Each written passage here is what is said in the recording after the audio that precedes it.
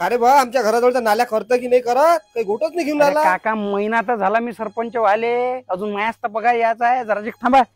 आता येजो बरं बा घराच्या आजूबाजून तरी होट मागाले.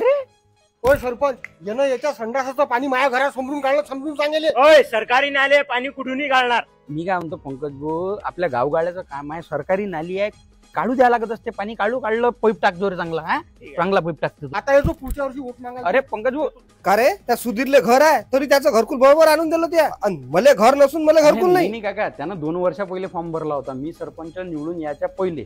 आता आपण तुमचा फॉर्म भरला, 1-1.5 वर्षात तुमचंही घरकुल येऊन जाईल.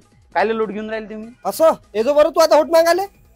अरे तू तुझ्याच मनानं करून राहिला, आम्हाला काहीच नाही विचारून राहिला. आमच्या मेंबराईमुळे सरपंच झाला तू, हे चुकीचं आहे तुझ्या. अरे आता छोट्या छोट्या गोष्टी तुम्हाला सांगत जात जो काय, तुम्ही सगळेजण कामात राहता म्हणून मी निपटून टाकतो. असं कसं? तुझं काम आहे आम्हाला सांगणं. अरे काय लावून राहिले हो तुम्ही? गावात काही कार्यक्रम असते, कोणती योजना घ्यायची असते, तर तेव्हा मीच तर पुढाकार घेतो. तेव्हा तुम्हाला नातेवाईकाच्या घरी जायचे असतात, तेव्हा तुम्हाला वावरातले कामं करायचे असतात.